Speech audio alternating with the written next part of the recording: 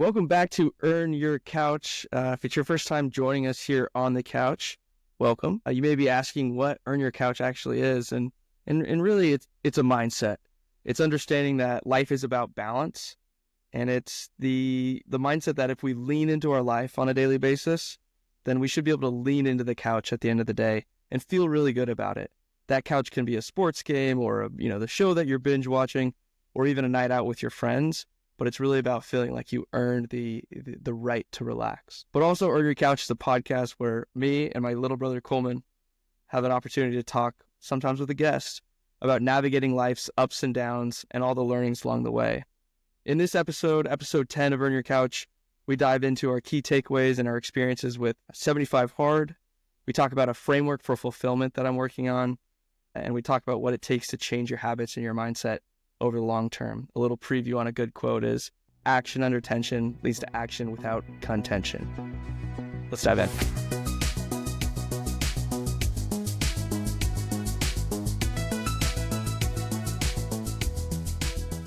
I've also decided that I really do not want to drink a lot in Vegas, meaning I really want to make sure that I'm drinking water after almost every drink I have. That's really smart of you. Because I drank for the first time yesterday since last year. Pretty cool. And oh my God, just terrible sleep. My head still hurts. Just feel off. Felt lazier. Didn't want to go,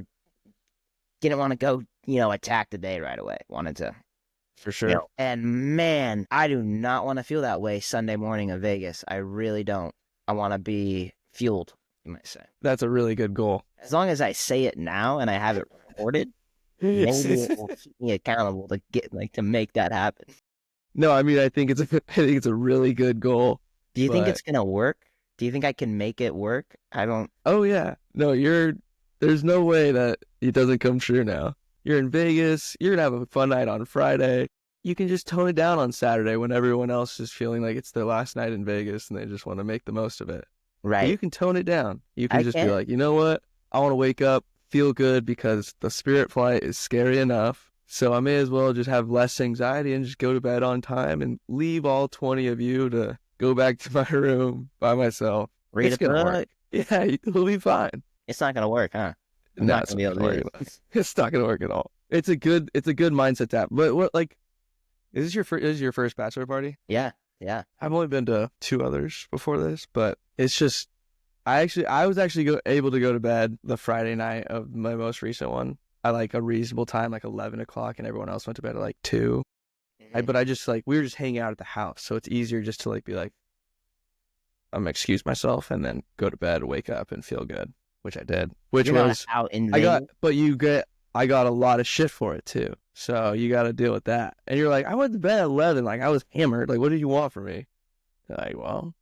But then the following night, I was able to go till 3. I was the last one the following night because of that first night being. But then how'd you feel the next day? How was the next day? The going, the up till 3. Yeah. Dude, I mean, you kind of just ride off the fumes and the energy of having a baller time and then being like, all right, adrenaline's pumping, got to get home. And then once you get home, you're like, I'm fucked. How am I going to get back into this routine? You get home, you sit on the couch, and you're like, I didn't earn this.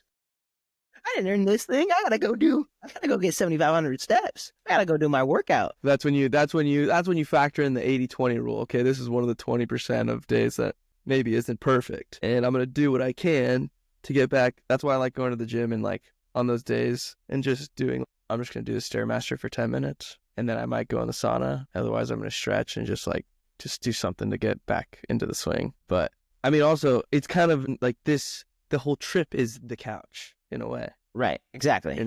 Yeah. Building up for the ultimate couch, realistically. Vegas. Look, you can go to bed at a reasonable hour and escort yourself out.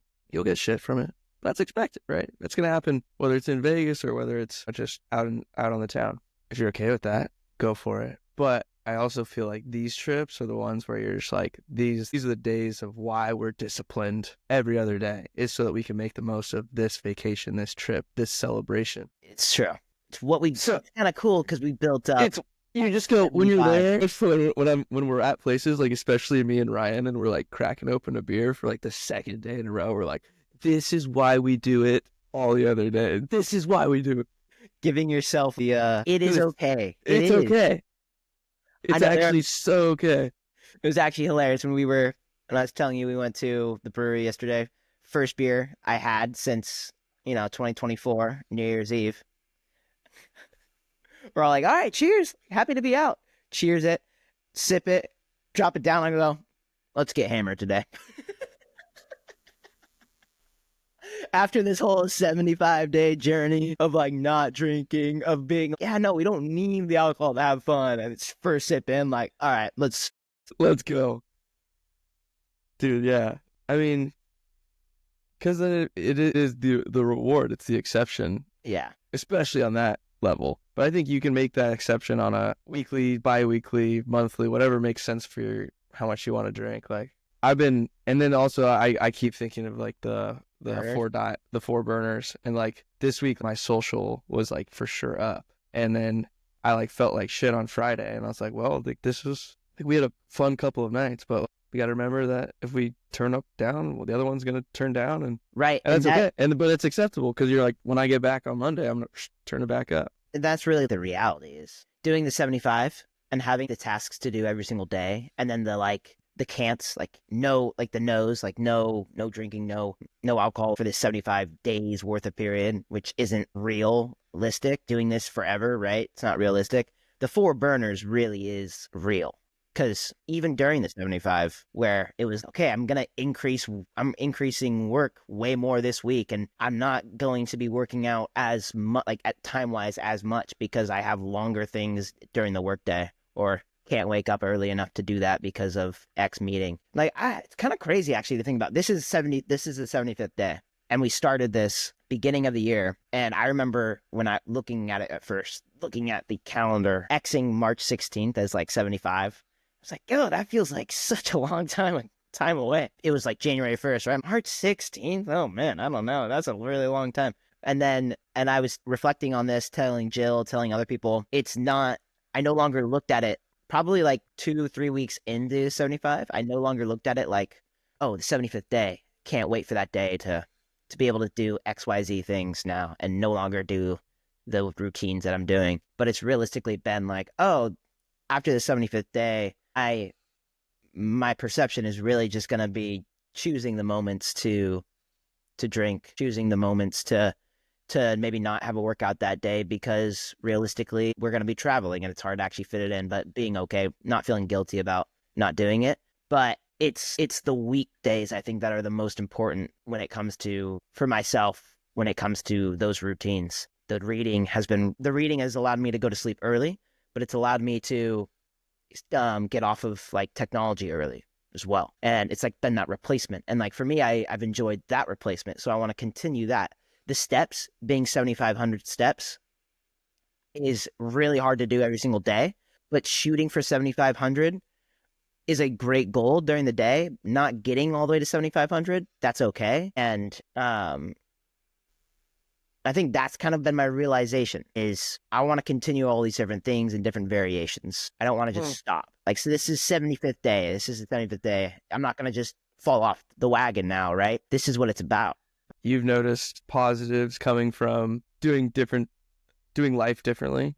Yeah. And then you're like, well, these things actually work, and these things make me feel better, so I'm going to keep doing those. It's not just about the challenge, right? Yeah, exactly. The challenge is cool to be able to say you did to keep you disciplined, to keep you going, but it's really all the little things you're doing at the end of the day that make you feel really good. And so for me, it's like, oh, why would I stop doing that if I've been feeling good? Today, for example, when I woke up after drinking yesterday, so yeah, I technically didn't do the full 75, but I just chose to make it an exception. Just kidding. Woke up this morning and I was just feeling it. I really felt the difference between waking up after drinking and really going to bed really late. You lose all your morning basically, compared to when you go to bed, even by like 11 and you're not drinking, and you can wake up still at like 6:30 and still just have a morning, have a early afternoon, have a late afternoon, have an evening. Versus like today, my morning's gone already. And now I'm thinking, okay, I got to like squeeze everything back in. How am I going to fit all these things in today? Did you not go to the gym this morning? No. Yes, it threw you off. It threw me off, yeah. I mean, super understandable. And then when you wake up feeling shitty, it's easier to be like, like, later, later. I'll Like, do it tomorrow. oh yeah, I just don't feel great right now, so I'm gonna do it later. Which sometimes those are some of the funniest, best mornings when you're hanging out with your buddies. But that's the whole point of picking your spots, and it's so okay that you had 74 days and like you got here and now you're like, oh, today's technically 75th. Like it's a game we made up with for ourselves, and like you said, like what actually matters out of 75 hard is the habits that you pick up because of the challenge that make your life better for a while. It's just hard to establish habits because if you don't have that level of structure. And I did not accomplish nearly what you and Jill were able to accomplish in terms of the 75 hard. Once I broke, it was easier to break again. Because you had already broke. Because I had already broke. Yeah. But when you have that gamification, that level of like I'm 60 days in right now, like let's keep going. But so I'm proud of you guys for sticking to it as long as for the whole thing. Like I'm give you credit that you did the whole thing. Because Thank you. every time we talk too, like I feel you being like, I feel fucking awesome. And it's like, and I know like mom's had that same level. She's like, I feel great every day. Like, why would I never do that? Like, why would I never not work out in the morning? So that's been super cool to see just the positive addiction. Yeah. And it didn't take long either. Like, No. To have that addiction. Because kind of like what we talked about before, before all this, I didn't really want to like go to the gym 4 or 5 times a week. And now it's becoming every single day we're going and we're getting the dogs for a walk when we're trying to, not every single day, but most days, which is such a healthy thing. And I don't think I know I would not have had the addiction feeling of wanting to go better myself by lifting weights, by going for a 9-mile run, by like doing all these little things that I think people think are hard. If I hadn't done the challenge, if I hadn't started 75. And for you, like you said you didn't nearly accomplish it, but in reality, for you, you never really had like any sort of drinking problem. You were always pretty good about picking and choosing. But you've picked and chosen this entire time. Like, oh, I'm in Tennessee for a work event and I'm with coworkers that I've never met before and we're all hanging out, having a fun time. Like, why wouldn't you? Like, it makes sense why you would choose to have that moment to break, right? Like that makes sense because, like I mentioned before, I couldn't do this forever. There's no way. I mean, it was Nashville. Like what was I gonna do? I had to. It was Nashville, and then but no, I agree. And for me, although it was a failed attempt at 75 hard, one of the habits that I was doing was journaling. Mm-hmm. And although I don't journal every single day, because I was really consistent about it for a month in January, I've probably hit, what are we at? 75 days since the start of the year. I probably journaled 65 days. And that was the habit that I was really looking to like implement, so I'm stoked about that. Yeah. I've fallen off of stretching, which is my other one. And that's just so easy to do in the living room, and I just don't do it. I just sit on the couch or sit at the kitchen table instead when I'm hanging out here. Yeah. But dude, the journaling has been next level from a impact perspective. I didn't really realize, just because it's like giving yourself someone to vent to when you're upset, and it's giving you someone to like root you on when things are going really good, or remind you of things that are really good when things are going bad. Like just that practice of you're just slowing down your thoughts and having a conversation with yourself. I think you said it on the episode that hasn't come out yet, but I was also talking about it with our friend Ellie, of just like how it's a positive amplifier and it's a negative reducer. And so it's not that bad things don't happen, but I've had bad days or seemingly bad days because of like one thing that happens in the afternoon at work kind of thing. And then I'll go to journal later and I'll come back and I'll like just reflect on like what happened. And I was like, dude, today actually was pretty sick. It's just like that shitty thing happened and that threw off the entire like mood of the day. Or you're in a really good mood and you're like, and you start writing and then you start realizing something that's like actually stressing you out. And you like needed to like work through that and you're just kind of like hiding from it. Like it's a weird level of self-reflection. Do you also notice how the negative thoughts are so much more amplified in your head than like when positive things happen? Like when we're having a good day, we could be having a good day and we can continue to carry on like maybe the win we got at the very beginning of the morning from maybe a work meeting or somebody, shouted you out, or maybe you had a Or really it's good chest day, yeah. yeah, like maybe you just had a really good moment during that day.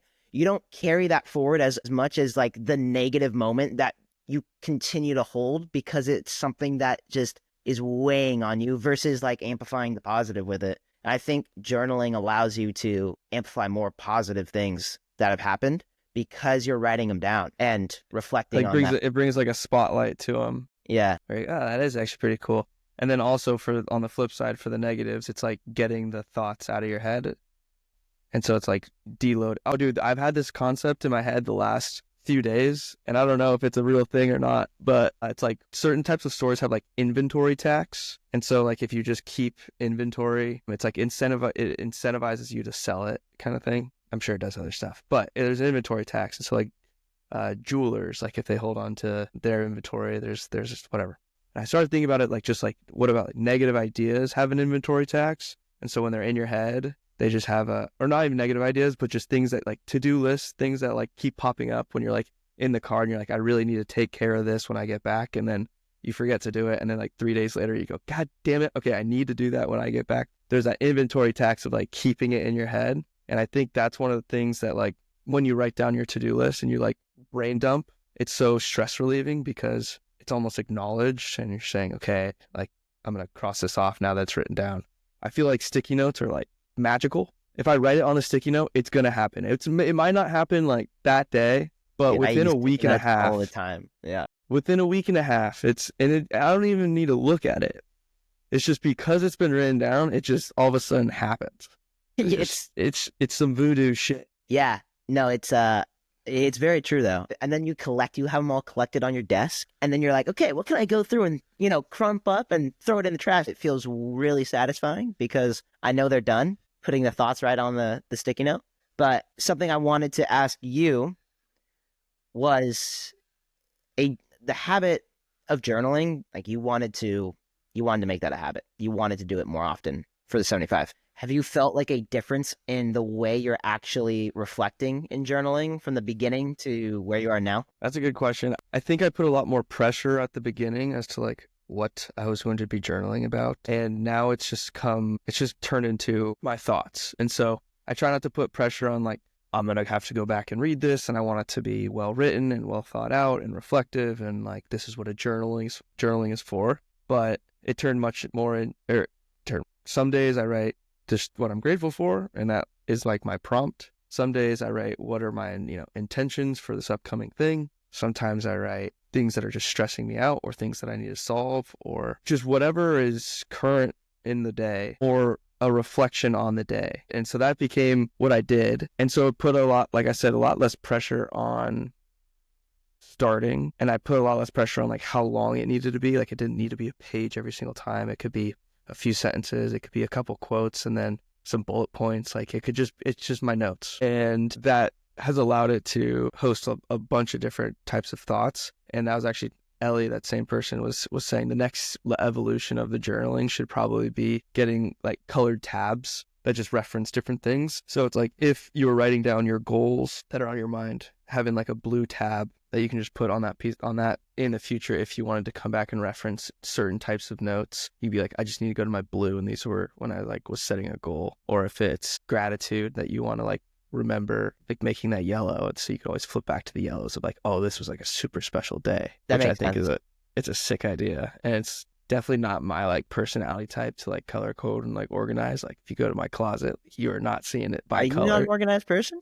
You're not Dude, very... actually, I've been thinking about it recently. Like I'm organized enough, but there's always I kind of get used to areas and like and this is just how it is. And I'm not good about how do I better use this space or how do I better organize this. I just kind of like can roll with the punches and kind of go with the flow. But I have been noticing me do things different. Like I reorganized like my shelf pantry and I'm like, I don't ever use this and it's in the front and center. Like why would I keep this here? And I was sitting there looking at it. I was like, I'm not even 27 yet.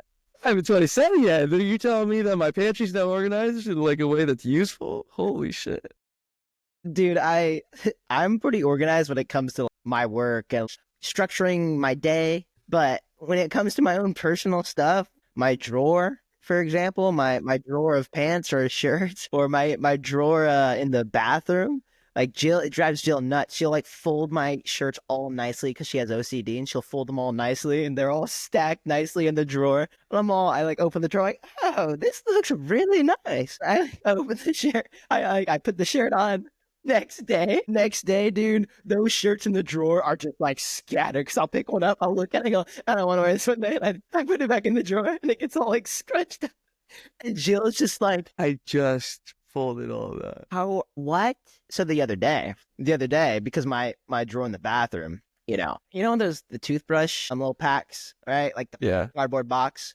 Well, I put it in the drawer when I buy it, right? And I take it out and I open it up and I take the toothbrush out, and I'm not going to go throw the cardboard away. I'm just going to just put it back in the drawer. Yeah. Because it's a lot easier that way. And let's just say my drawer is not organized. There was a bunch of stuff in there. Floss picks everywhere. It's just, Okay, that's okay. Come on. You guys just keep them in the bag. You got to keep them in the bag. Hey, look, Jill gets 6 drawers. I get 1. Okay. So I got to just shove everything in there. Then again, I don't really have a lot of stuff. Okay. I don't have a lot of stuff. But the other day I reorganized it and all that. And like, I took all the trash so out. Good. It's been like this for like a week now. It's just been organized. And I'm all, pretty cool stuff, huh, Jill? Like, she goes, yeah, we'll see how long it lasts. I go, I know, but it's organized now. I'm trying to be more organized, kind of like what you just said. We're like, I'm not even 27. You're like looking at the pantry. Look, like I know that I'm gonna get better over time. Part of it's just that I really have to just care about my stuff right now. But like I know the moment that there's other people's stuff that like is also my stuff, kid stuff, wife stuff, and it's just like, and it's my house. I'm gonna be like Dad. We're like, there's got to be at least a path. We gotta at least take things out of the way so that we can continue to operate in a way. Why are there 7 pairs of shoes in the family room, guys? Like, I can't walk through this place. Come on. Your mother vacuumed. Come on. But Mom tells you to go get your shoes from the family room and move them out of the way so we can walk, and you just shove them to the side. You just don't even pick them up, take them to the room. They're at the bottom of the stairs now, so we got them closer to the house. I put them there, so next time I walk up, I'll grab them. 2 days later. I'm not later. gonna walk up there. Yeah. I just never walked up. Well, your room's up there. Oh, I never walked up. I went up the laundry chute. We're better. For sure. We're working on it. I mean, like, I used to lose everything. Yeah. I've gotten better, but like having things, the AirPod or the AirTag. Yeah. That's nice. Yeah. That's helpful. We now have like a spot to like put the keys, and so it's not always there, but that's helpful. You just gotta engineer your environment for success. Like I'm the person who doesn't lose things very often in the long term. Like, I've never fully lost my phone, fully lost my wallet, but like the little 2-3 minutes of like, where the hell did I put it? Like checking everything, and then your roommate's just like, it's on the table, and you're like, I'm an idiot. Right. Like, why didn't I look there? I don't know. Yeah. Well, right. I put it on there when I went to go out to the garage, blah, blah, blah. And you're like, I just need to be better at like having a spot for things. Yeah. I'm horrible at that. Yeah. Yeah. You were really bad at losing stuff for a while there, but you have improved. And like you said, it's engineering your environment, right? I have weaknesses. It's my job to understand those weaknesses and try and fortify against them. For sure. As best as I can. Yeah. No, I get that. That makes sense. Are you identifying those weaknesses through the journaling sessions that you're having? Oftentimes, yes. I also try and do like triggers for things, like when I do feel bad or like when I feel off, when I've done habits or fallen off like my routine that I really enjoy, and I sit on the couch longer than I want to or go to bed later than I want to. It's like, what are the triggers that are making me do that? And journaling helps with that a lot. It's just like, oh, this led to this led to that. And then it's easy to give yourself, you're like, yeah, well, I got a lot done today. It's like, yeah, but I could have done X, Y, Z, which is the whole earn your couch mentality. But that's the constant struggle. That's the constant battle, at least that I have, is what's that relationship? What's that balance? And for the most part, I feel pretty dialed. But I feel best when I'm feeling dialed, you know? It's the constant struggle, really, of exactly what you said, feeling like you are satisfied with what you did that day. There's days where you're just going like, oh man, one thing after the next. Great day at work, like productive day at work. You got a ton done on a project, like great meetings, right into the gym. You're in the gym and you're having a really good workout and you're all, oh man, this is great.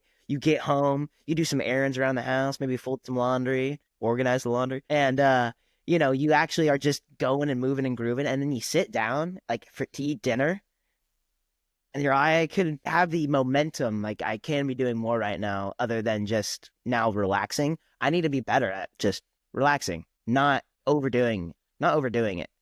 Yeah. It's like just being present in that. I feel like you're torn in two, torn in twain when you're sitting there and you're like, oh, I could be doing that. And it's like, either do it because that'll relieve the stress, or accept that you're not going to do it at that moment and just be there with Jill, be there with the dogs, be there with the Laker game, like whatever it is. Otherwise, if it's bothering at you, it's taking you out of being able to be present, then go take care of it. And that's really hard to do because of inertia of just being there. And then you have like the battle in your head, and you're just like, all of a sudden, if you like realize you're battling with it and it takes like less than like 5 minutes to get something else done or to like whatever, then just take action. That's really hard. It's really hard.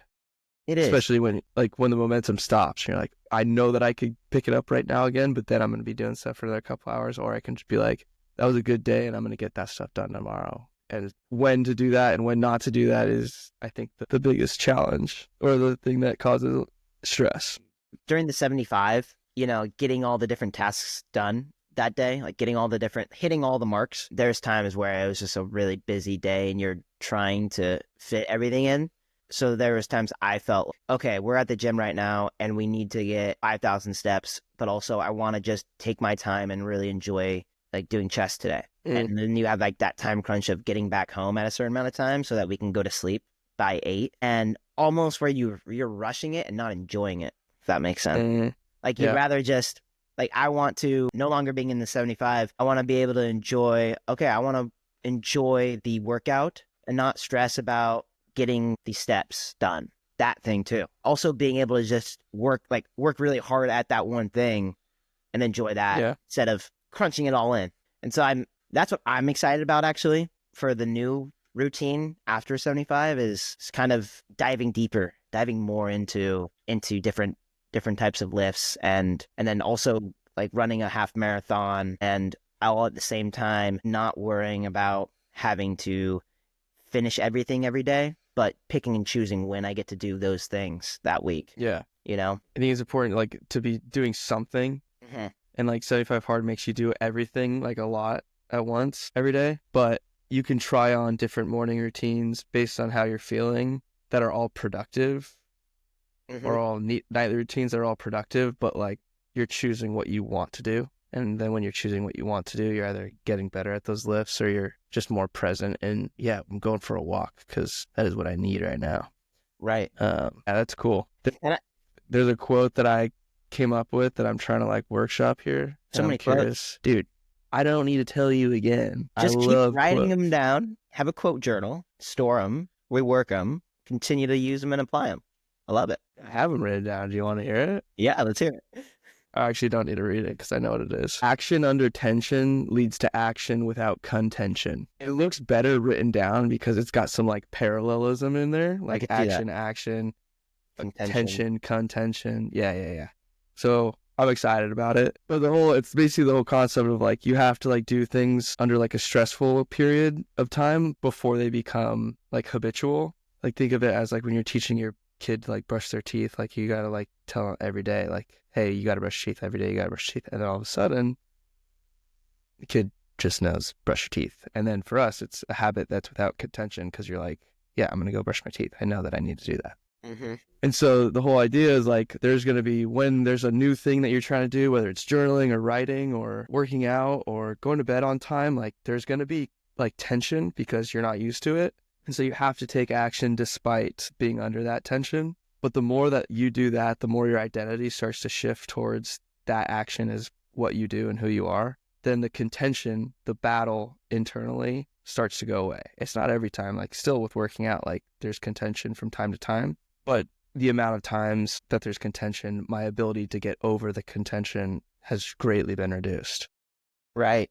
So action under tension leads to action without contention. And I don't know if it's right there yet. Like there's just some workshopping that needs to get done, but I like these things because it helps me just remember just like little principles, which is why I like that MPG theory. So I'm super excited to like continue to put this together because Now you can like think of something that helps you understand things that need to be done, because there's so much to think about. Yeah. There's so much advice, and there's so much like what are the key principles, and I feel like quotes help at least me remember them. No, they totally do. With the MPG thing too, you reminded me you were working on that. That's something you've been working on the past weekend, right?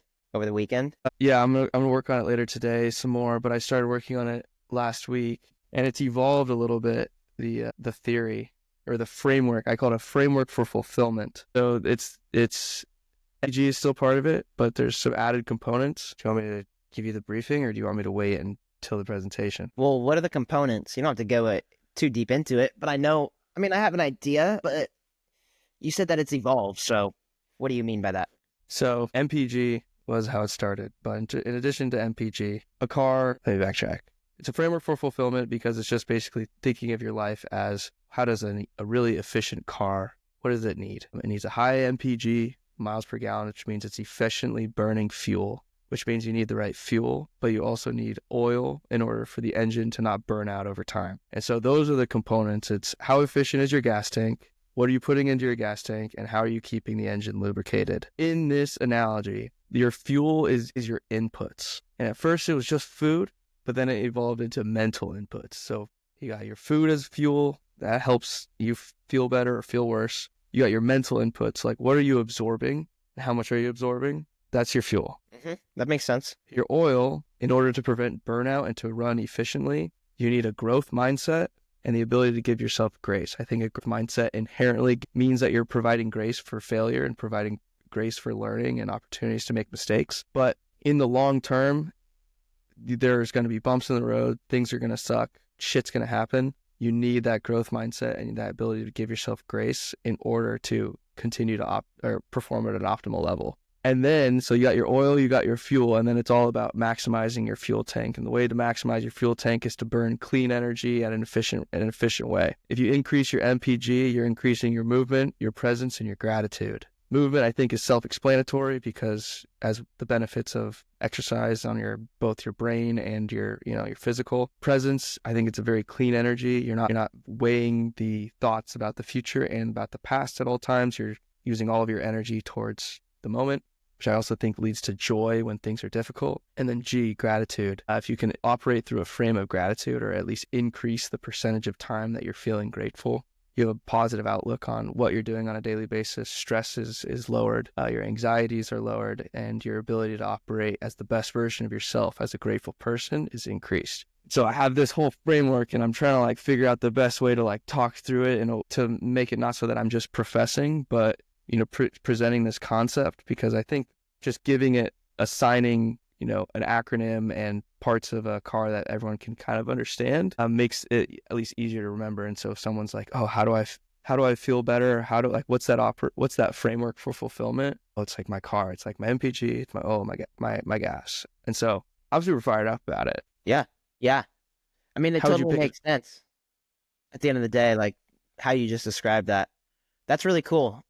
And you're presenting this to a work group or to a team at work? Yeah, there's an emerging leaders group for people who are under 30, essentially. And so I'm going to present to that group and just be like, this is some stuff that helps me. This does not mean I'm not unhappy at times or sad at times or, absolutely stoked on life. There are those bumps in the road. And I actually start it with, why does this matter? And the first bullet point is, life is hard, but life is 10% of what happens and 90% how you react. And I think we have a great influence on that 90% based on our mindset and our habits. And doesn't mean that things aren't going to suck, but it doesn't mean that we can't have some tools or at least a framework to drive through those rainy days. Right.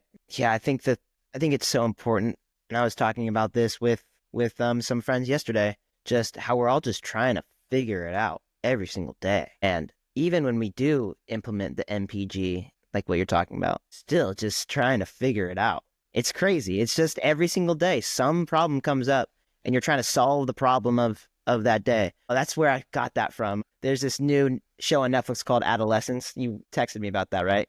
You watch it all? So insane. It's insane. Jill and I, it was one of those shows where we were like, we're watching the whole thing tonight because we just had to see it. It was one of the most capturing cinematographies I've ever watched, where the moment it started, I was like, oh, this is about to be fantastic. And the fact that it was a one shot every episode It was so was cool. just so special. Yeah. It was incredible too. And it was all dialogue. The entire show was dialogue. So when you're thinking about that hour-long shot that they had, it's so impressive. Oh my gosh, so impressive. But in that show, right, that family's going through it. I mean, they're going through it. And I'm not going to put any spoilers here, but it was the quote that the mom said, where it's like trying to solve the problem of today. And that stuck with me, with kind of how you're talking about MPG and trying to navigate life. And like for me, like part of that really is trying to solve the problem of today. Everything we're doing. That's all we're trying to do every single day. Whether it's a problem that has to do with work or your relationship or yourself, or maybe it's just a maintenance problem at the house. Like all you're doing is just trying to solve that problem for that day. And I think kind of that perspective when it comes to looking at stresses and the thoughts that you have that might be negative, looking at it in that perspective, that's actually for me the past day after like watching that show. That's what I've thought about now, is when something comes up, we're just trying to solve the problem of the day, right? That's it. That's all we're trying to do. If it's a problem that's a week away, that's not my problem today. It makes me more present too. So one, that show, Adolescence, crazy, was awesome. Really was. Really well done. Highly recommend. Two, solve the problem of the day. Solve the problem of today. You can make that a quote. I mean, shoot. Are you just making quotes? Is that what you're doing? Like, are you sitting down going, what type of quote can I make today? Or are you seeking out quotes? No, I mean, it's just kind of, it'll often come when I'm journaling. Like as I'm writing something, it flows in my head. I'm like, it's pretty good. Pretty good. That might work. I could be an author. Let me show you this. This is a slide from. So I haven't done it. I'm just trying to like get the outline together essentially, but I did the why. Life ain't easy. Life is 10% what happens and 90% how you react. But our habits and mindset have a great impact on that 90%. And then there's this ChatGPT or Canva picture. AI generated picture. I was like, I want a happy car, driving through the sun and driving through the rain. And dude, it spit this out. I was like, honestly, it's a happy car. This little guy is fucking weird. Oh, that was one of them. That photo actually isn't that bad compared to some of the other photos that you can get from the AI. It's actually not bad. Yeah. No, I was having fun with it. It definitely slows me down in terms of taking the outline, because I was like, ooh, let me use ChatGPT to create a fun little photo.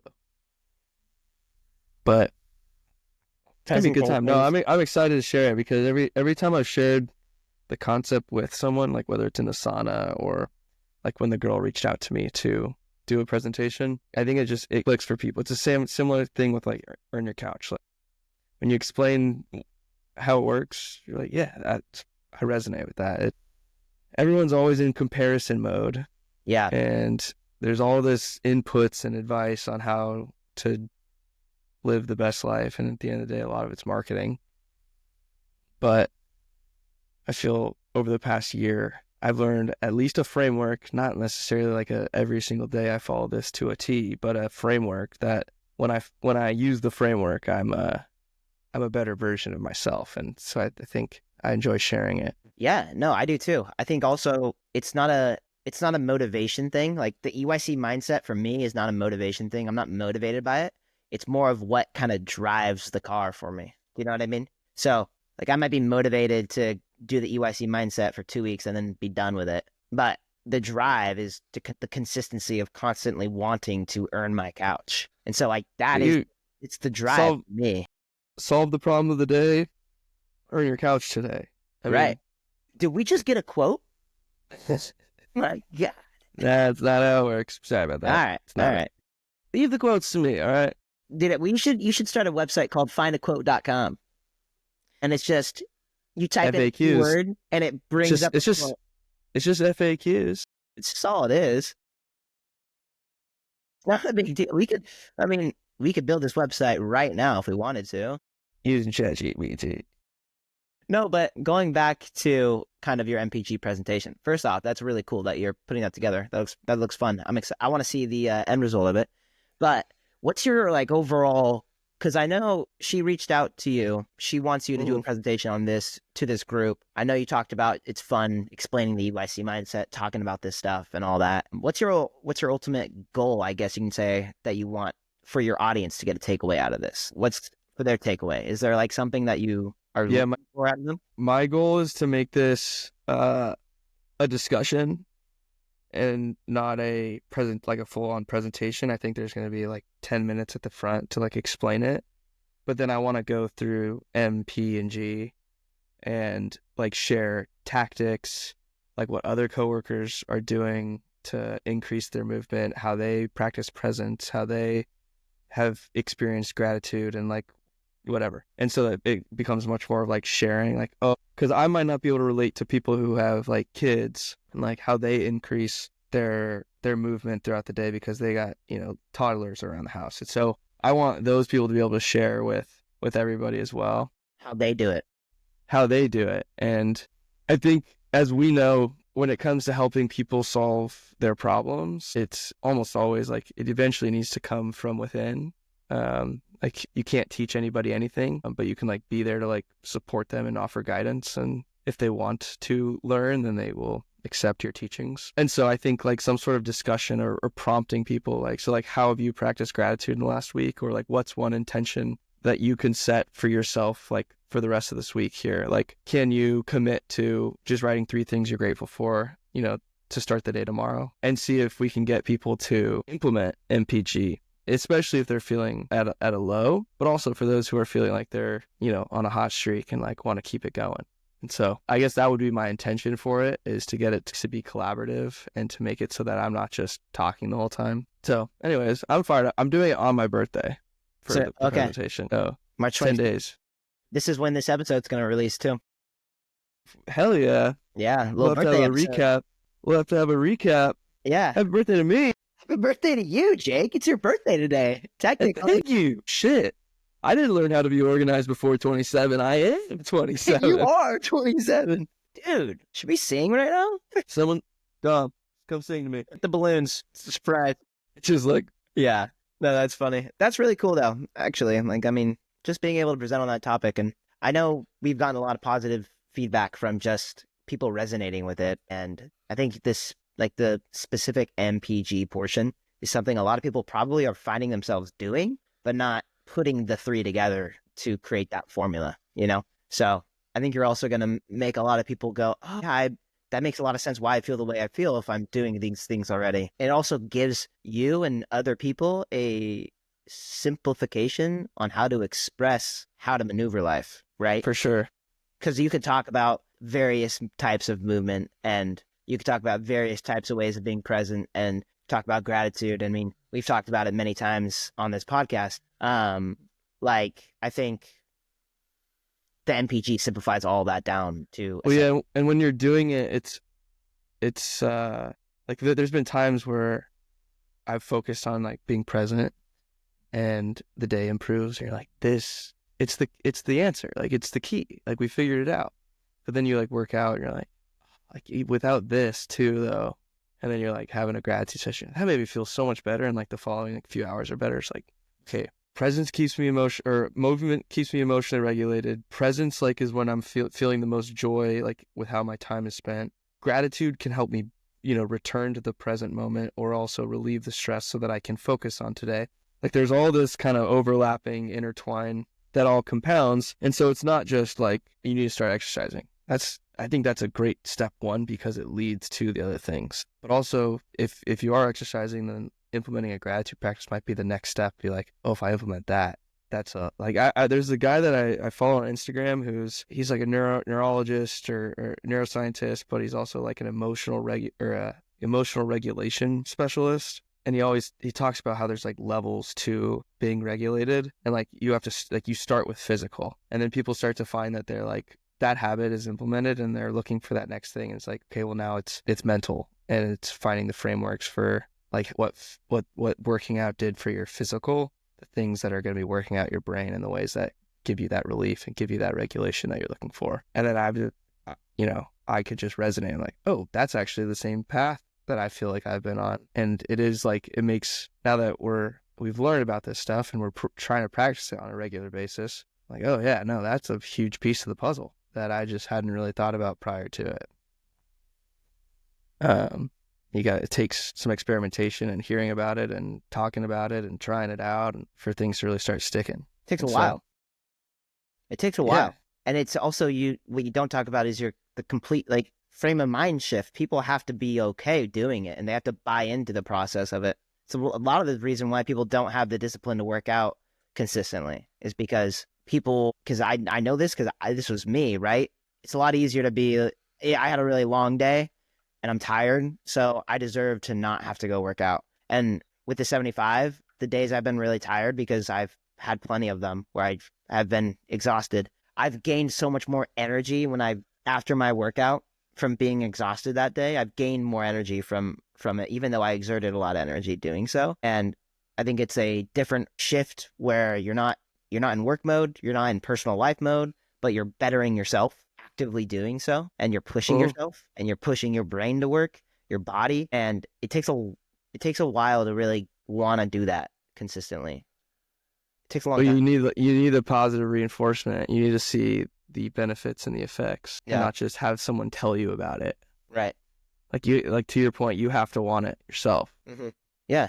So some of that wanting it yourself just takes the exposure, which is coming back to that quote of action under tension leads to action without contention. Yeah. And also when you're talking about like the MPG thing, being present makes you have better intentional conversations with other people.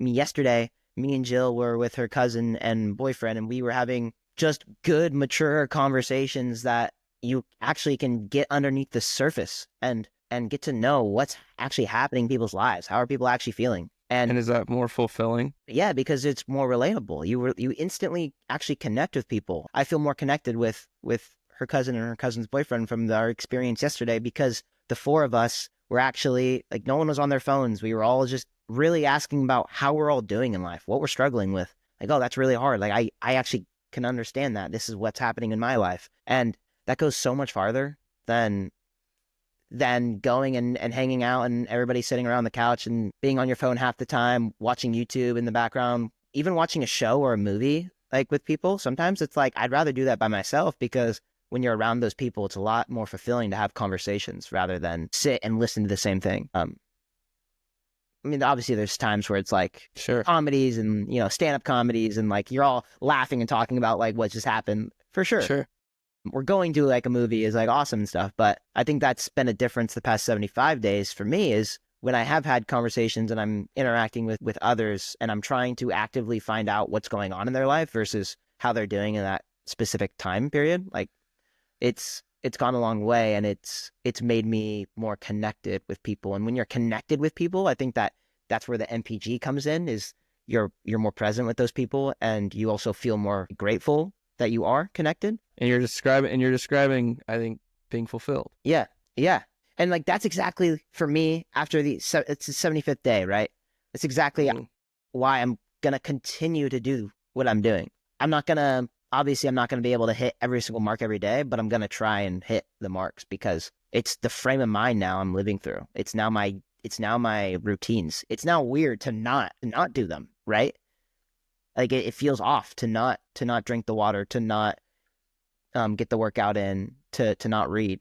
So biggest takeaway from 75 for me is these habits that seemed really hard before this to get done, they're actually easy. You just need to do it. You need to get through the tension of it. Mm-hmm. And it took a long time to really want to do it, right? It didn't do it one day and go, okay, I'm going to get my workout in tomorrow. I'm going to get my steps. It was a struggle at first. It was hard to get it all. It was a new routine. It was different. And you had to push yourself because that's all you really can do is push yourself to do it. And it's the battle between you and yourself. And then once you beat that battle, once you don't negotiate with yourself anymore, you realize like, oh yeah, I do enjoy doing this. This is nice. It completes a day when you are feeling fulfilled, sitting on the couch, feeling like you had a good day and you earned that right to sit there. Mm-hmm. Really. Mm-hmm. And so, yeah. That's awesome. It was a successful challenge. Yeah.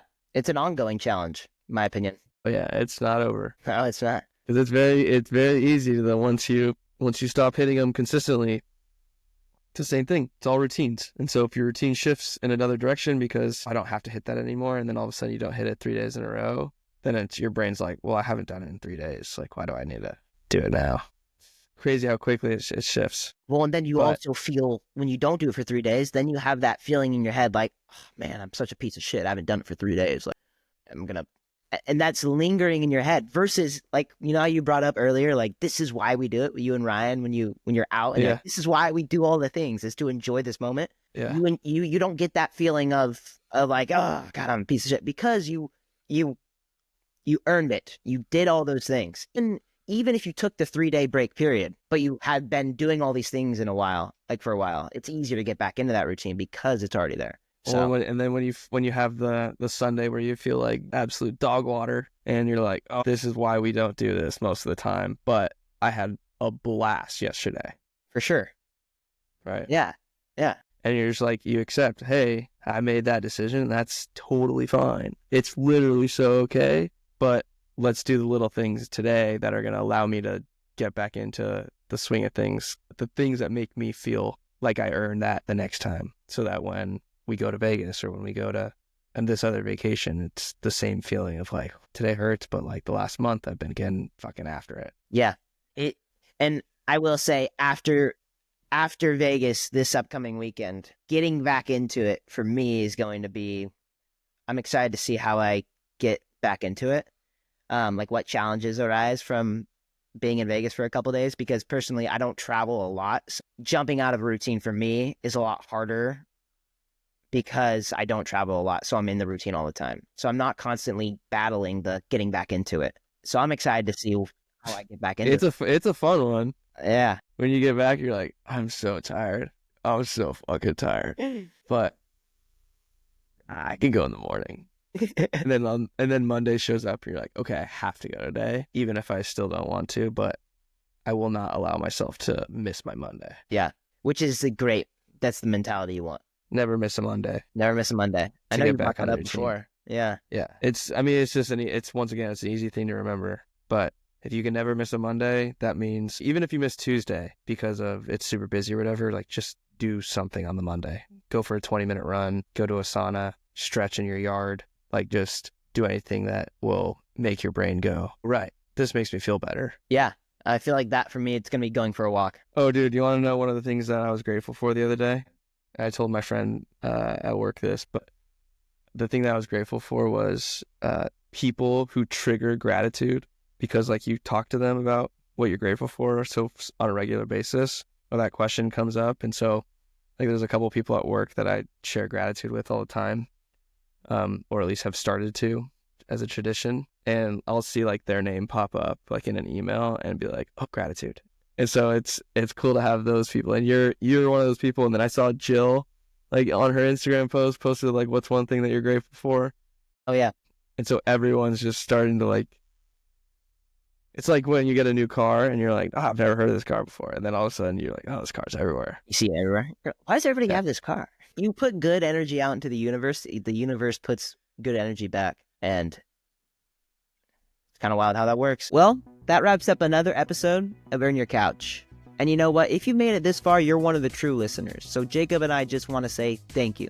We appreciate you for sticking around. If you haven't already, give us a follow at Earn Your Couch on Instagram, Spotify, TikTok, and YouTube. If you have a family member or maybe a loved one or even a friend that you think would benefit from the conversation that we had today, we would really appreciate it if you shared this podcast with them. More importantly, if you are earning your couch, feel free to tag us. Tag our Instagram account at Earn Your Couch. Thanks for tuning in, and we'll see you on the next episode.